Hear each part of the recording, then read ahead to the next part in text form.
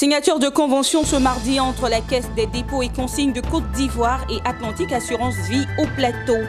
Et puis lancement de projets de renforcement de capacité des PME pour accroître leur résilience post-crise Covid-19. Des détails tout de suite dans ce journal. Merci Madame, Monsieur de nous rejoindre pour le journal. En prélude au lancement de son produit CDC Épargne Diaspora, conclu le 10 septembre dernier avec l'Association des fonctionnaires internationaux de la diaspora, la Caisse des dépôts et consignes de Côte d'Ivoire a signé une convention avec Atlantique Assurance Vie. Cette convention vient concrétiser le volet retraite complémentaire et les autres avantages assurantiels liés au produit CDC Épargne Diaspora. On en sait plus dans ce reportage signé Walter Kofi et Marius Seri.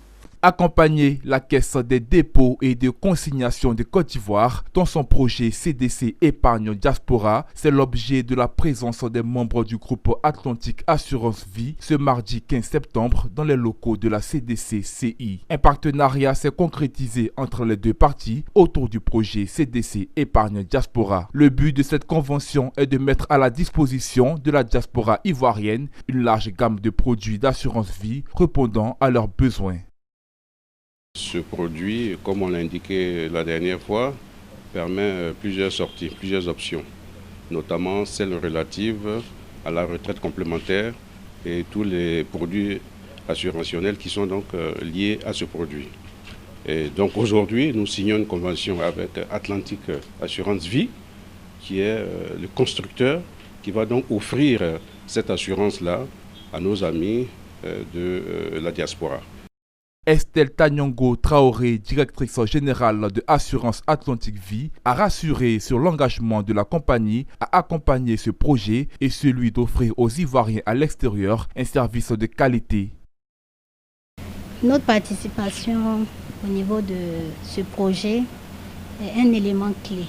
Il faut dire que notre compagnie, c'est une compagnie d'assurance vie, dont nous offrons des produits d'épargne à nos différents partenaires. Et comme vous le savez, la Caisse de dépôt et de consignation est une institution qui capte l'épargne pour le développement de notre pays. Donc, elle s'inscrit aujourd'hui dans cette dynamique en captant l'épargne de la diaspora pour pouvoir investir dans le pays et assurer aussi une retraite complémentaire aux différents partenaires qui sont à l'étranger, qui travaillent à l'étranger.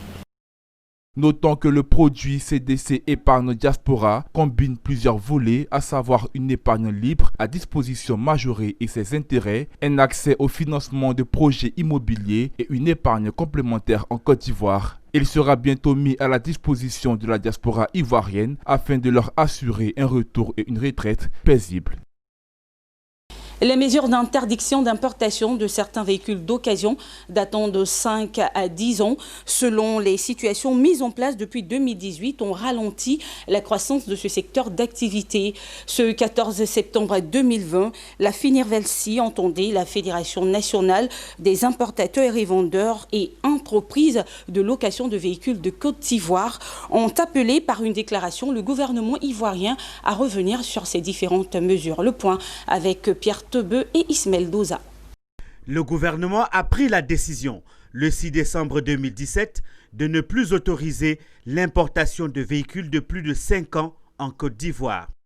Ce décret est entré en vigueur depuis le 1er juillet 2018 avec une volonté affichée du gouvernement d'avoir le contrôle absolu sur les véhicules de seconde main qui circulent sur le territoire national. Depuis cette date, les professionnels du secteur continuent de broyer du noir. Face à la baisse de leur chiffre d'affaires causée par la non-importation des véhicules depuis la survenue de la Covid-19, réduisant drastiquement le volume de leur porte-monnaie, les professionnels du secteur sont inquiets et appellent le gouvernement à revoir l'âge des véhicules importés. Nos bailleurs de fonds, ceux qui nous envoient les véhicules, ne nous envoient plus de véhicules parce que les véhicules à 5 ans en Europe déjà, c'est un souci. Donc ça fait que même quand le Covid est venu, jusqu'à le présent où on est là, vraiment on a des soucis de rejoindre les deux bouts. Le secteur se porte mal, puisque par rapport à l'âge des véhicules, ça envoie beaucoup de chômage. Parce que ça donne beaucoup d'emplois aux jeunes. Mais aujourd'hui, les transitaires, les petits vendeurs, tout le monde est à la maison. Aujourd'hui, pour faire cette activité, il faut avoir beaucoup d'argent. Voilà. Donc nous demandons à l'État pour qu'il revoie. Réunis au sein de la FENIRVELSI, la Fédération nationale des importateurs et revendeurs et entreprises de location de véhicules en Côte d'Ivoire, ils sont montés au créneau dans une déclaration et appellent le gouvernement à améliorer leurs conditions de vie et de travail. L'ensemble des syndicats regroupés au sein de la Fédération FENIRVELSI se donnent pour mission participer à l'organisation et à l'assainissement du secteur de la vente et de la location de véhicules en Côte d'Ivoire.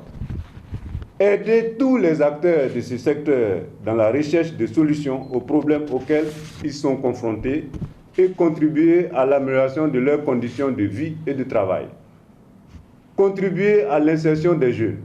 La Fédération nationale des importateurs et revendeurs et entreprises de location de véhicules en Côte d'Ivoire a été créée en 2019. Elle regroupe les associations et syndicats de transporteurs.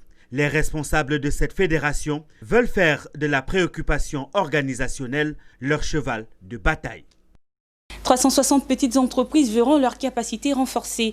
C'est à travers le projet de renforcement de capacité des PME pour accroître leur résilience post-Covid-19. Le projet a été lancé ce lundi à Abidjan en présence des responsables du CNCGA, collectif national des centres de gestion agréés du partenaire GIZ. Le compte rendu de Mondésir Nascimento et Tima Traoré. C'est un projet de renforcement de capacité pour accroître la résilience post-crise Covid-19. Dédié aux très petites entreprises et PME, ce projet résulte de la volonté du collectif national des centres de gestion agréés d'appuyer ses adhérents grâce à un partenariat avec la GIZ. Un appui à 3 volets dont l'objectif est de réduire les impacts de la Covid-19 sur 360 unités de production. Les bénéficiaires du projet sont 300 PME accompagnés par les CGA et 60 CGA. Le projet se déroule sur la période de juillet à décembre 2020 et comprend 3 composantes. La première composante concerne les PME. Ce sont donc des formations pour le renforcement de leurs capacités managériales et en termes de connaissances de culture financière. Le deuxième volet, la deuxième composante concerne les CGA eux-mêmes. C'est un renforcement de leurs capacités techniques et opérationnelles en matière d'accompagnement des PME. Ce projet, selon Marc Levesque, directeur des programmes du GIZ, vise à sauver des milliers d'emplois menacés par la fermeture des entreprises. Le ministre Félix Anoblé, en charge de la promotion des PME à l'occasion, s'est fait représenter par le directeur général de l'agence Côte d'Ivoire PME. Salimou Bamba a remercié la coopération allemande pour l'accompagnement à l'écosystème des PME, toute chose qui participera à la structuration de ces entreprises. Nous avons tenu à remercier la coopération allemande pour cette contribution à l'écosystème des petites et moyennes entreprises et remercier également le collectif national des CGA. Parce que pour l'État ivoirien, les PME sont un maillon essentiel pour le développement économique de notre pays. Les défis auxquels les PME font face sont de divers ordres et un des défis les plus importants pour les petites et moyennes entreprises est la question du renforcement des capacités. Donc le projet de cet après-midi apporte une solution à un besoin critique des petites et moyennes entreprises, c'est le besoin de la structuration des entreprises. Le projet de renforcement de capacité pour accroître la résilience post-crise Covid-19 des petites et moyennes entreprises s'étendra sur 6 mois, soit de juillet à décembre 2020. La mission conjointe d'apaisement de la diaspora en Europe et de la société civile africaine a lancé un appel à l'ensemble des populations ivoiriennes, celui du respect scrupuleux des décisions du Conseil constitutionnel en ce qui concerne la liste définitive des candidats à l'élection présidentielle du 31 octobre prochain. Daniel Kodjo et Lyon Gilbert nous en parlent. L'on doit économiser la vie humaine, le sang ne doit plus couler en Côte d'Ivoire. C'est le défi que veut relever la diaspora africaine en Europe et de la société civile africaine. C'est à l'occasion d'un point de presse que cette organisation a invité les Ivoiriens au respect des décisions du Conseil constitutionnel. Même le chef de l'État ne peut désigner des candidats à une élection. Cette prérogative est dévolue à des institutions et organes judiciaires, en l'espèce au Conseil constitutionnel. Le rôle du Conseil constitutionnel est justement d'éviter que les Ivoiriens se déchirent pour des interprétations divergentes de la Constitution. Il a pour mission d'éclairer le peuple sur ce que dit réellement la loi et de prendre des décisions en fonction de cette loi. La mission conjointe d'apaisement de la diaspora africaine en Europe et de la société civile africaine voudrait aussi exhorter les Ivoiriens, qu'ils soient de l'opposition ou du parti au pouvoir, sur le respect des institutions de leur pays. La mission conjointe d'apaisement de la diaspora africaine en Europe et de la société civile africaine souhaite vivement que les élections présidentielles d'octobre 2020 se passent dans la paix et la non-violence. À cet effet, une tournée de sensibilisation est annoncée à partir du 8 octobre prochain. Nous devons rencontrer la société civile ivoirienne. Nous allons rencontrer la société civile africaine, les Ivoiriens de la diaspora. Vous voyez, pour leur expliquer le respect des institutions. C'est très important. La mission conjointe d'apaisement de la diaspora africaine en Europe et de la société civile africaine suit avec une attention particulière le processus électoral de la Côte d'Ivoire. Pour elle, si les décisions du Conseil constitutionnel sont respectées, cela contribuerait à aller à des élections apaisées. La paix, ce n'est pas un vain mot, mais un comportement, le disait Félix Houphouët-Boigny, ex-président de la Côte d'Ivoire. C'est dans cette veine que l'ONG Poyé prône la paix dans la commune de Bingerville. À cet effet, elle a organisé un séminaire de formation au bénéfice des populations de la dite commune.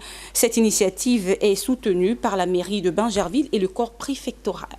Donc si nous voulons traiter des questions de paix, avant même de parler de nos leaders, avant même de parler des partis politiques, nous-mêmes, qu'est-ce que nous faisons justement pour qu'il y ait la paix? Dans le souci de sensibiliser les populations de Bingerville sur la paix, l'ONG Poyé a initié ce séminaire de formation. La paix, un état de calme, de tranquillité individuelle tel que défini par les conférenciers. Cet outil vise à favoriser plus de valeur et de richesse. Sans la paix, nous ne pouvons pas avoir de ressources financières. Sans la paix, il ne peut pas avoir d'entrepreneuriat. Sans la paix, on ne peut parler d'insertion. Raison pour laquelle nous avons voulu faire cette activité de sensibilisation. Nous invitons toute la jeunesse ivoirienne, toute la jeunesse bingervilloise à aller vers la paix, à cultiver l'amour, la solidarité. Le séminaire de formation sur la paix a bénéficié du soutien du maire de Bingerville et du sous-préfet. Il intervient à l'approche des élections présidentielles du 31 octobre 2020 et s'inscrit dans la dynamique de prévenir les manifestations politiques à Bingerville. Il s'agit de la paix et de la stabilité. Quant à la stabilité dans un pays, tout le monde est heureux. Quant à la paix, tout le monde est heureux. Donc voilà comment nous accueillons aujourd'hui cette conférence-là. Et nous avons commencé déjà des activités de sensibilisation sur la paix et la stabilité. Et cette conférence ici vient consolider l'unité, le socle, qui unit les habitants de Bingerville. Le plus important, on veut une élection sans violence à Bingerville et au-delà de Bingerville, la Côte d'Ivoire. L'ONG Poyé est une organisation à but non lucratif. Elle évolue dans le domaine de l'éducation, de l'entrepreneuriat et de l'insertion professionnelle. Après le chapitre de sensibilisation sur la paix, les initiateurs envisagent d'autres activités pour une meilleure insertion professionnelle des jeunes en Côte d'Ivoire. Et les populations de Bingerville aspirent, elles également, à un climat de paix dans leur localité. Elles se disent donc satisfaites de ce séminaire organisé par l'ONG Poyé. Écoutons quelques-unes de leurs réactions au micro de Zeynab Dosso et Richard Akeke. Quand il y a la guerre, on détruit tout. On détruit tout. Tu n'as pas un paix parce que c'est effrayant quand on nous dit qu'est-ce qu'on pourra atteindre octobre 2020. La paix est toute bonne chose dans la vie. Lorsque nous sommes en guerre, rien ne va.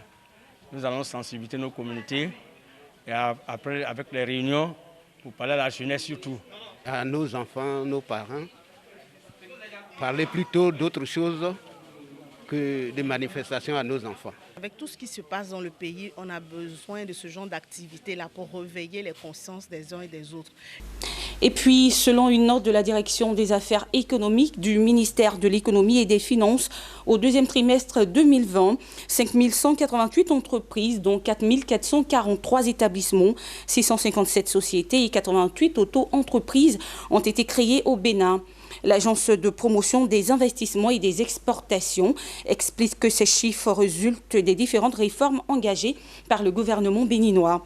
Il s'agit d'une plateforme en ligne de création et de formalité des entreprises, un service d'impôt en ligne et la gratuité du raccordement à l'électricité pour les petites et moyennes entreprises. Et voilà, c'est la fin de ce journal. Merci de l'avoir suivi. Je vous retrouve très bientôt avec le même plaisir et toujours sur le même canal. Portez-vous bien. Au revoir.